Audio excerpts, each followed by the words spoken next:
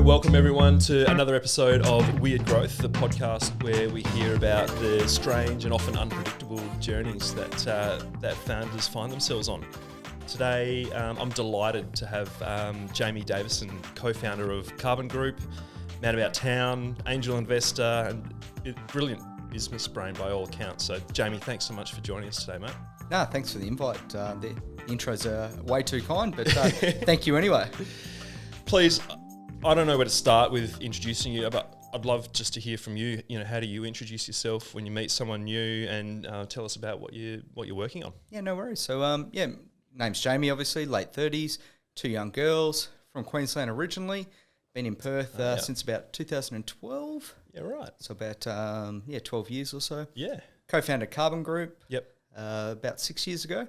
So we're financial people, basically accounting, financial services, that type of thing, but local, so local to other communities that we're involved in. But our point of difference is essentially we talk the talk. So instead of giving people textbook responses and stuff that people may have learnt at uni, we're actually doing what our clients are doing at the same time.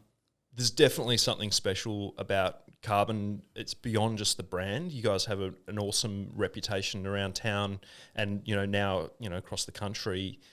You don't feel like a stuffy old accounting firm. Like, what is it about you guys that you've gone from 13 to 180 plus team? That's right. 5,000 plus clients in just 6 years. Like, what is it about what you guys have done which has taken the stuffy old accounting model and taken it to the next level?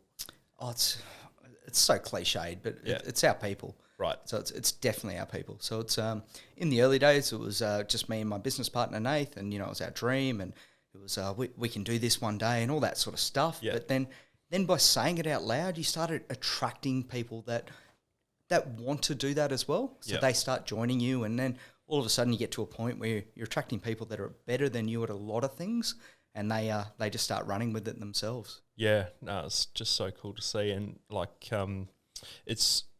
I think those kind of disruptive founders that take a traditional business model and have this vision to shake things up can be super successful if they just put their mind to it. And it's just what's wonderful to see about what you guys do, and take your people with you, as you say. It's really cool. So that talks to the importance of culture. Mm. And culture is one of those things which is a little bit nebulous. People, drop the word and things, but what does it really mean to you, and how have you managed to bottle it up and scale it? Yeah, it's certainly been a challenge over the last 6 years. Like the first couple of years were easy. It was a small crew. You knew everyone by name. You knew their partner's name, knew their kid's name. Everyone loved staying back, mainly because we were bloody busy. So everyone was there 3 nights a week, eating pizza and drinking beer every night. And then all of a sudden it changed one day, and people weren't staying back as much, or they weren't drinking as much, and all that sort of stuff. And that was a little bit of a concern. But then we started to realise that was actually a benefit. People were realising they had a life outside of work, and we're still getting more work, or probably more work done, but people were just more content with it all. So it's really just, I don't know how you can describe culture. It's sort of a perpetuating thing. Yep. Once you get a big enough team, if one person joins or 2 people join or that sort of thing, they can't move the dial. Yeah. Whereas when you have 10 people, 2 new people join, and it starts to really shake things up. Yeah, right. That's the fascinating thing about even just person-to-person relationships in a side of a team. If you've got 2 people, there's only actually one relationship. If you've got 3 people, there's 3 relationships, triangle, and then it becomes very quickly exponential. Once you get to 10 people, there's maybe 90, 100 relationships. You take that out to 180. I've not done the maths, but it's 180 to the square of 2, to the power of 2. It's like a shitload. Exactly. And you don't have any control over that. It becomes its own beast, right? Yeah, and what we found, and everyone's different, but even some of the negative undertones, the size we are now, our own team just stamped that out. Whereas when it's a smaller team, they can build on, or they can pick somebody off, and it just doesn't happen anymore. Yeah. And I think the other interesting thing that you guys have done is traditional services industry. You see the big players in that are the old school, big four, and they're a partnership type structure, and that's how they kind of scale the business is they bring on more partners and then more people under that. Are you guys following that same model, or are you doing something a little bit different? No, ours is completely different. So we're a joint equity model. So Carbon Group itself owns 50% in any of our operating businesses, and then one or multiple partners own the rest in those businesses. So what it means for our clients is that they're dealing with the business owner. So where I talked about at the start, they're dealing with somebody who's going through the same things they are. So when you're talking about things that have happened this year, like JobKeeper or COVID type stuff, our partners are business owners themselves dealing with the same things that our clients are dealing with. Actually get it. Yeah. Correct. So good. Yeah, no, it's awesome. So what is that big problem that you're solving for your customers? Why do you think, or why do they come to you over anyone else? I don't think we're solving their big problem. We're facilitating whatever they want to do. So we're not dictating their dreams, their goals, their ambitions. We're trying to understand what they want and trying to articulate it back to them. And then we're just a small piece in what they're trying to achieve and trying to help them facilitate that. I think that's kind of, a lot of accountants talk about being trusted advisors, and they never actually walk that talk generally. It's still selling the service of the accounting or the bookkeeping or whatever it is that they do. And, what you've just explained sounds like, you actually are walking that talk to a great extent, a lot more. And, I think having someone, like as a business owner myself, having someone who, actually gets it and is on that journey with you is of great comfort. But what it means is it's no longer about the transactional service that provider's providing you. It's the comfort in knowing that you're doing the right thing and that someone's got your back, I guess. Exactly right. Anybody can give textbook responses. So it's who is actually who is growing exponentially, who is, most accountants don't have a bloody website. So who is investing in marketing, who is doing AdWords or pay-per-click or any number of other things. Like we just put on a growth marketer, for instance. Like we want to grow, so we want to attract clients who want to grow because we can understand what they're trying to do and doing that as well. And then you touched on before, like we invest in our clients as well. So we've invested in probably 12 now, I think, where it's like we don't just understand startups. We'll put our money where our mouth is and walk the talk. Oh, that's awesome. Mate, that's really interesting. You're talking about bringing a growth marketer on. I'd love to get to that, but maybe can we start a little bit at the beginning? Like, how did you find your first customers, and what was it that that attracted them to you? How did you get started? It was difficult. It was very difficult. So, So, I'm an accountant, so love sitting behind a computer and not really talking to people, because that's why I became an accountant. I think that's why most accountants do what they do, because they're not good with people. Yeah. And here you are in front of a microphone, so something must have changed. Exactly.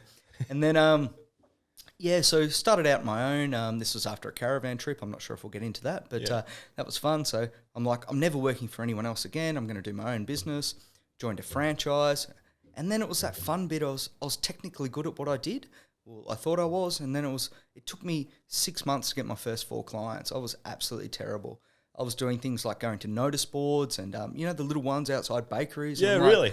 I'm like, well, if you're advertising on here, that means you need new clients. Like, maybe I could help you do your accounting. Like, it just sounds so stupid in retrospect. Also, that's the hustle, man. Like, that's pretty. It was terrible, and just leading with the wrong things. Like, I could probably do it for a quarter of what you're paying now. Like, it was just terrible. Yeah, yeah, and I think every early stage business owner, unless they're starting from some sort of artificial base, it's so important to go through that sort of scrappy early stage, like just trying a little bit of everything.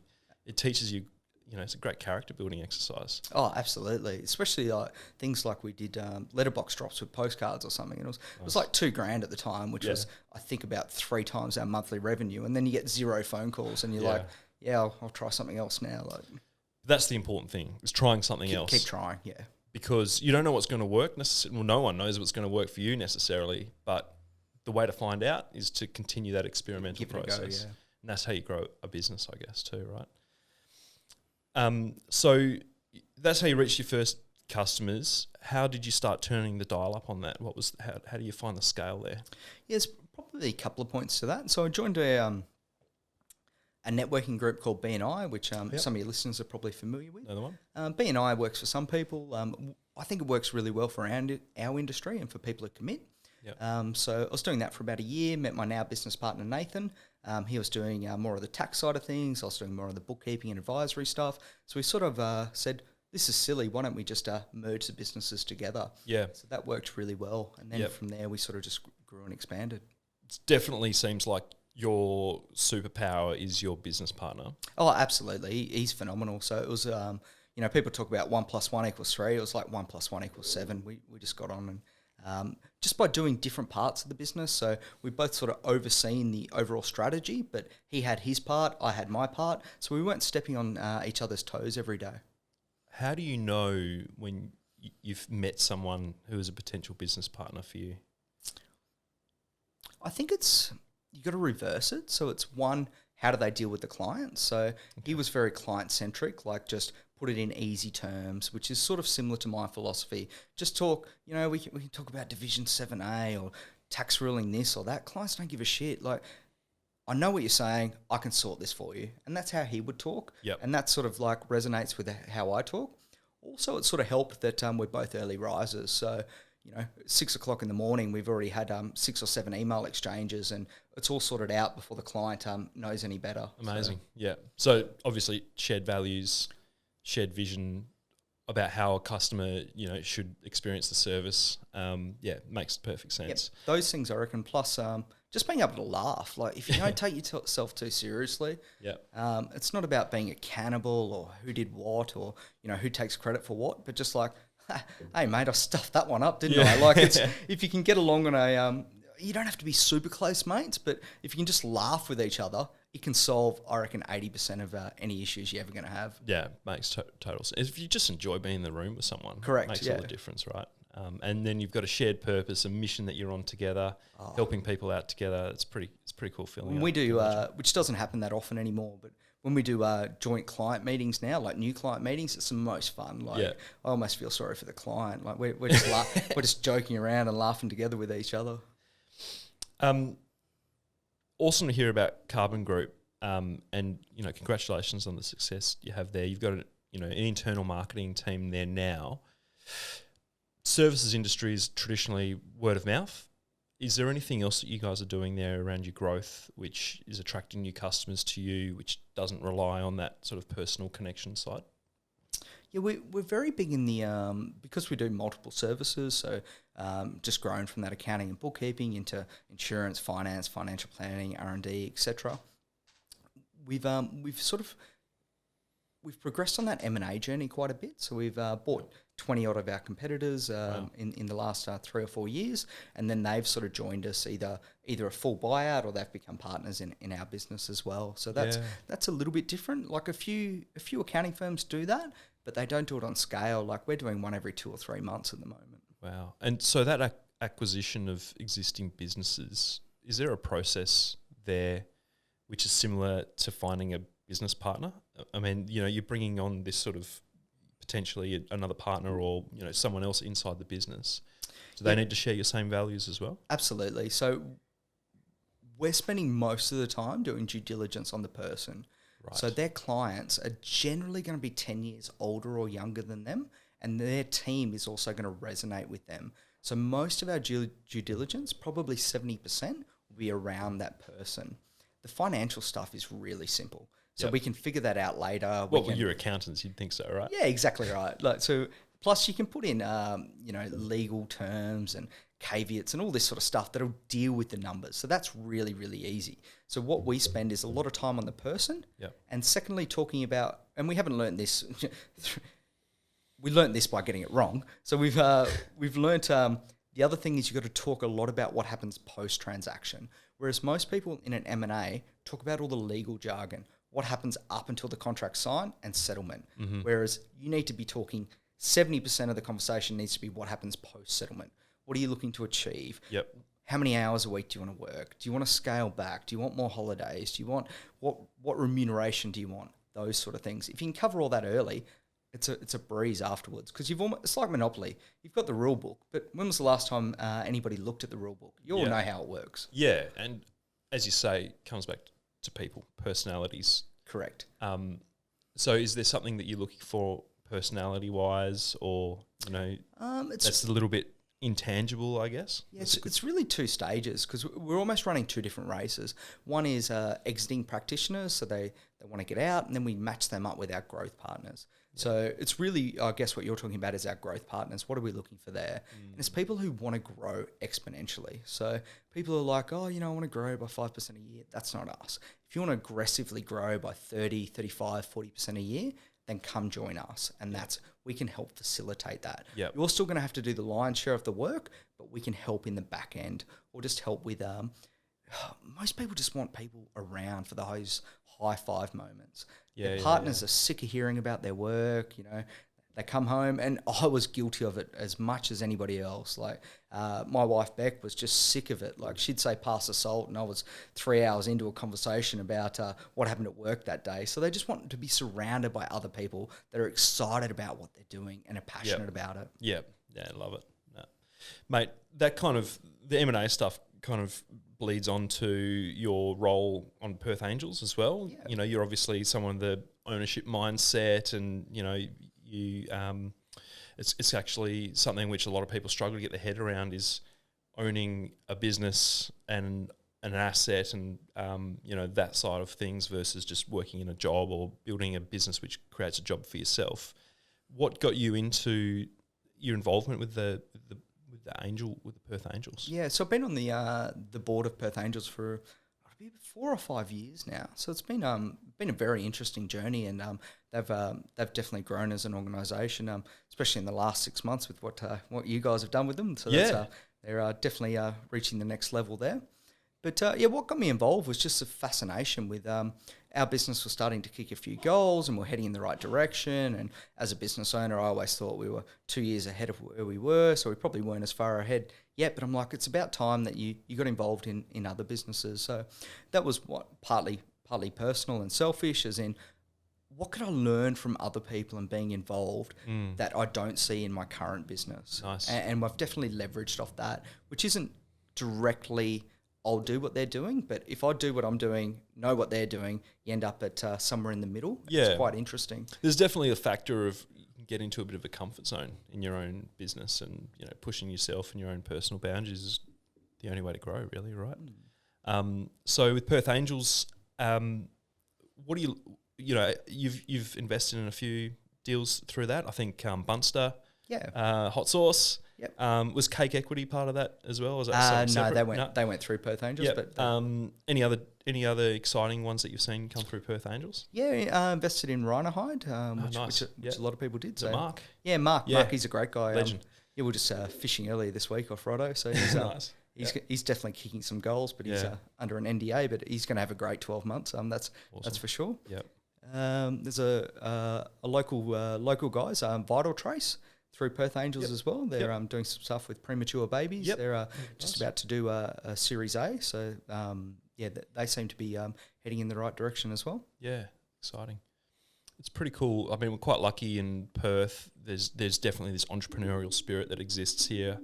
A bit of a, I guess, no one else is going to do it for me, so I'm going to go out and make it happen myself. Yeah. I think it's really exciting to be in this kind of environment, and the startup space has matured, a little bit in recent years. What do you look for in a founder? Going back to that people thing, do you think there's a slightly different type of personality that works best for a startup founder than for in the services space? Not too dissimilar. I think it's almost one and the same.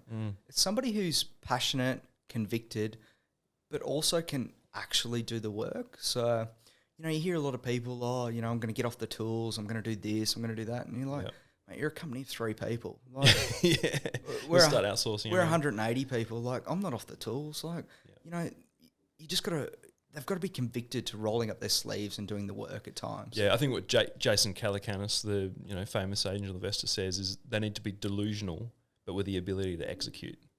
So, you need to have this vision which no one else really necessarily shares, but you're going to throw yourself into it anyway and give it a real good red hot crack at executing on it. If you've seen all the boundaries in the way, you wouldn't do it. Yeah. So, or if you listen to everyone, in the back of your head, having trying to pull you down. Yeah. Why would you? Yeah. And that's the cool thing about, I think, what we do is that we get to work with, some really impressive founders and amazing people, whether that be technically or visionary. It's exciting to be around, for sure. Any other plans or any other cool projects that you're working on in that kind of early stage enterprise space? We're always looking, but this time of year it's getting a little bit quiet. So keen for next year. I think next year's going to be amazing after we come out of COVID and all that sort of stuff. I think a lot of people have been holding money back or sitting on the fence, and I just don't think it's going to be as bad as what everyone thinks. And and maybe it will be, but that's not the important bit. The confidence is just so high. So I don't know if that's across the country, but walk around Perth, everyone's confident. I think people are feeling cashed up a little bit at the moment. And I mean, there was a stat I saw the other day that the average bank account, like individual savings account, is up 17% compared to last year. Yeah, wow. So I have to wonder though, is that just people holding back and feeling a little bit insecure and keeping their savings close to their chest, or is it just that there's just more money floating around and it leads on to confidence? But you're right. I think there's a lot of positive, especially in Western Australia. There's a lot of positivity around at the moment. And I think the big constraints are going to be shortages in certain things. We're hearing in building products and vehicles and things like that. They're actually getting harder to get a hold of. Well, we were down in Dunsborough a couple of weeks ago, and they reckon they can't. Some of the restaurants have to shut early because they can't get enough staff. Bananas. Yeah. So nobody wants to work after 4 p.m. Yeah. Why would you if you live in Margaret River and you're surfing? Do you have a big piece of advice for founders who are looking to grow or just at that early stage of their journey? Do you have something that you would whisper into their ear that would be more likely to make them successful? Just surround yourself with good people.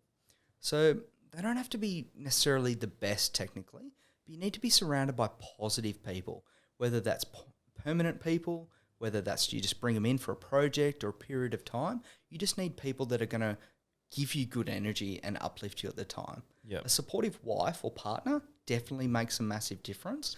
And that's definitely helped me. I don't think everybody is fortunate enough to be in that situation, but you need somebody around you that's supportive. So if they need to at times take care of more of the home life stuff or more of this or that, and you can focus on your business, and they understand that, rather than saying, as a founder, well, you're never going to get home at 5 p.m. You're never going to know what you're doing next week.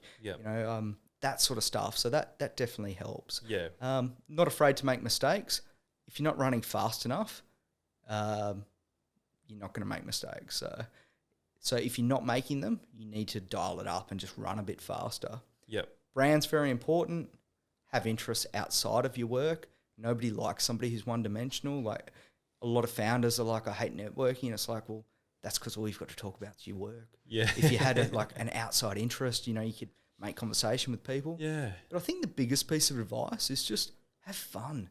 Like if you're it's all a game. Business is just a game. Like if you're so interested in just winning, you're not going to be having fun. If you're enjoying what you're doing, enjoying the process, and we're gonna do this, we're gonna do that, and that's exciting. And you do it in 4 years instead of 3. Who cares? Just have some fun at the same time.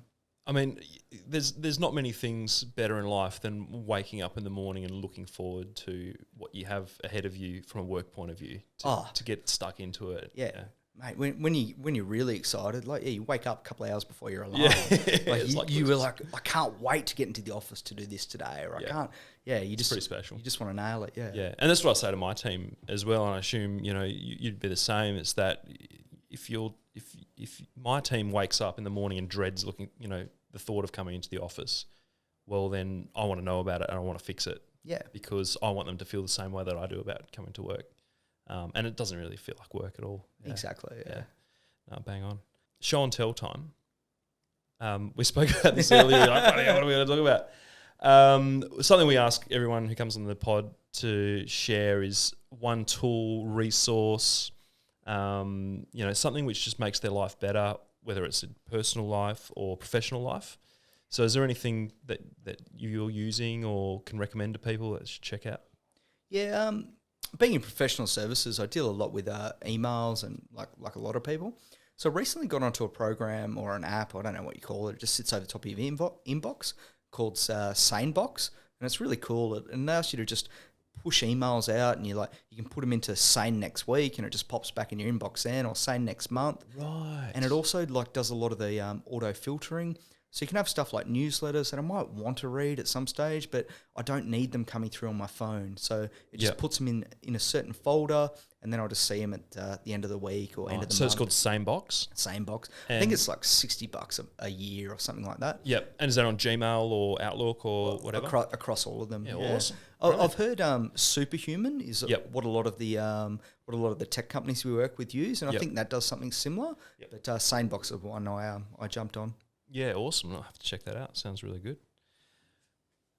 Jacko, anything else we should be talking about? I guess I'm just curious, like, beyond, like, the companies you have invested in, what's the relationship been like? Have you had to, like, help them with ongoing advice as well, or has it kind of been, like, hands-off?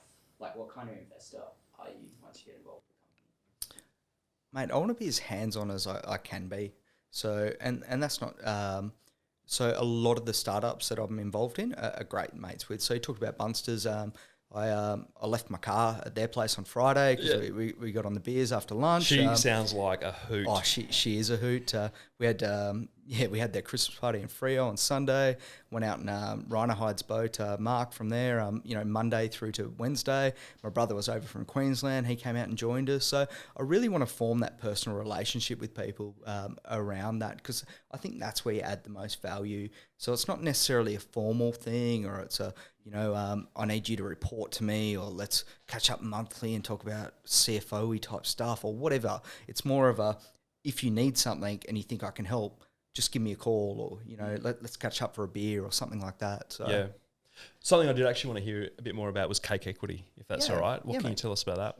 Mate, they're going great guns. So their monthly new customer uptake is sensational. I think they're really filling a hole in the market in that unlisted equity space. Like, there's a few people doing it, but their graphical interface is just phenomenal. Yeah, so it allows like the brand looks really nice. Yeah, so it just allows you to essentially imagine you've got an ASX listed company. You can log into ComputerShare. It's pretty much like that on Cake, but just a little bit better in terms of the graphics, in terms of usability. So it's around, if you're say you're a business and you want to share equity in the business with your team, or you've got partners or whatever, it kind of manages that process. Yeah, it's probably three parts to it. So one is employee share plans. It absolutely nails that at a ridiculously low cost, because it just does it on scale using templates. So rather than going down to a lawyer and paying 10 grand, you can do it for cents in the dollars compared to that. What it also does is allow you to track your unlisted shares. So you can see how much percentage you own. You can print your own share certificates. And then the third part is you can do your own capital raising through there yourself. So you can do the subscription agreements. It's all automated. They've got access to the constitution. They've got access to everything else in the deal room. And then the ongoing bit is more, you do all your shareholder updates. It's all in the one spot. So when you've got multiple companies on Cake, you just flick through them like a dashboard, and you can see all the little bits and pieces. What they're really working on, which will come out, I'm going to say Q1 next year, but I'll probably shoot myself in the foot, is they're working on that secondary market. So they'll probably be the first to get mainstream secondary market, which is really missing in the unlisted space. So how do you sell your shares to somebody else? So people are selling them on Gumtree and all sorts of stuff, which is just insane. Like an ASIC really aren't too happy on that. So somebody has to be there first. So, especially with some of the big uptake in equity crowdfunding. Yeah. Is that something that you see a lot of in just businesses in general, where business owners are looking for ways to give their staff or their team skin in the game? Yeah, absolutely. And it could be because we work with predominantly growth-minded businesses that I touched on before, but across our client base, we see it a lot. Yeah, so awesome. it's how do you incentivize your team, but also how do you all get on the one bus, and equity is the greatest way to do that. Yeah, cool. Hey, I hear Carbon's getting ready for a rebrand. A rebrand? Or like some sort of like polish up in the look and feel. Yes, no. So we did a brand refresh. Yeah, cool. So it's I wouldn't call it a rebrand, Fair enough. we just I don't know. We're trying to be a little bit of rock stars in the industry, and now we've softened some of the colours and stuff that other people wouldn't notice, but we've noticed. So our web page our website was 6 or 7 different voices, so we've just got the one voice throughout there, and little less pictures of me and Nath holding awards, and more about how we can help our customers. So Yeah, no, looking forward to checking it out. How was that process? Like, how did you find it? it was interesting. It was interesting in terms of, say there's 6 or 7 things that you have to do. 3 of them would be like a 3-minute meeting and everyone's on the same page, and then you get stuck on 1 or 2 things and you would just butt heads with our management team, and everybody's saying the same thing, but because we're better at numbers than words, people aren't that great at articulating them. So I found that really interesting, that some things were just bang, we agree, and others were we need to talk about that further. Because I can imagine you guys have so many different services that you offer, everything from tax and bookkeeping through to personal assistance, and there's a massive sort of list of business services. How do you communicate that to people? Exactly right, and that's been our struggle. Like we get excited about everything. We're like, oh, let's do legal, let's do IT, let's do this or that, and it's like, oh, we're not Jim's mowing. Let's just settle down and focus on our core business. Yeah, but it does seem to be one way that you've grown is that you've extended that service offering through acquisitions and things. Oh, it's definitely been, and that's why the M&As make so much sense, because we can get a greater share of wallet, but it's also we can offer one client multiple services, and there's benefits to both parties for doing that. Yeah, cool, mate. No worries. Is there anything else you wish I'd asked you, or anything else you wanted to talk about? Angel investing stuff, any other little cool projects coming up? It's okay. I feel like I'm going to ruminate on this. Probably think of something on Sunday, but that's all right, mate. We can do a follow up. I think, I think what we touched on before. I think the Perth startup scene's really going to hit its straps next year. So I think if any of the listeners have been holding off or thinking about doing it, come down to Perth Angels, or the events are free. Just come down and check it out, or come to any one of the other startup events and just have a look. Like, now's the time to do it. People have the wrong idea about angels. They think it's a lot of rich people sitting around. Like, most people are SME business owners. Mm-hmm. Most of the angel investments come from them. Mm-hmm. People are investing 5, 10, 20 grand. They're not investing big amounts of money. So it's it's just a bit of fun, and could find the next Canva. Yeah, completely agree. I'm on the board of Startup WA. I think we just received a little bit of funding from the state government, $160,000, which is nothing in the scheme of things, but it's at least an indication that this space is becoming a lot more legitimate in the eyes of even conservative old governments as well. And there's certainly more and more success stories coming out of Western Australia, which is something which hopefully inspires people to get involved. There's things like Morning Startup, who we sponsor. There's a community there of 2,000 or 3,000 people. A few hundred go to these morning startups on Wednesday mornings, and it's just a cool vibe to be involved in, but also very supportive. There's always someone, if you've got a problem, that's willing to help you regardless of what that is. So it's as you say, it's wonderful. Exactly right. It's the money's great, and all businesses need money, especially startups, to get up and going. But it's that community that you touched on. You're surrounded by like-minded people. It's not Shark Tank. It's none of that. It is all people trying to pull you up. Yep. Nobody's trying to push you down. Everyone's trying to help you. And even people that don't give you money, a lot of them will try and help you and say, you should talk to this person, or this person will be good for your business, or why don't you and you talk together, because there's some synergies that you guys should work on. Yeah, bang on. And just at a macro level, Western Australia, 47% of our growth of our gross state product is currently from the resources industry. That's up from about 35% only a year or two ago. It's forecast to be 55% next year. Diversification, a bit of a buzzword, but it's important because we need to find other ways to employ people here in this state. Correct. And where else are you going to put your money? Like, stock market's all over the place. Interest rates are zero. Yeah. Who knows what the bloody property market's doing? Invest in a WA startup. Have some fun. Like this, absolutely. Get involved. Jamie, it's been a privilege and really enjoyed our chat today, mate. If people are interested in getting involved or finding out more about carbon, what should they do? Yeah, just shoot me an email. Jamie at Carbon Group, JAMIE at carbongroup.com.au. Yep. And any other plugs? Check out Cake Equity. Yeah, check out Cake Equity. Yep. Check out Bunsters. The vodka was brewed last night, so I think today's the last day to get it before Christmas, so you'll miss out on that. But have a crack. Thank you so much, mate. Really appreciate you joining thanks us. for the time, guys. So if you're keen to follow Weird Growth, please do subscribe on Apple Podcasts or check us out on YouTube. Subscribe to the channel there. Hit us up at ammo.marketing if you've got any questions. We're always taking questions from listeners. But until next time, thanks for listening. Bye-bye.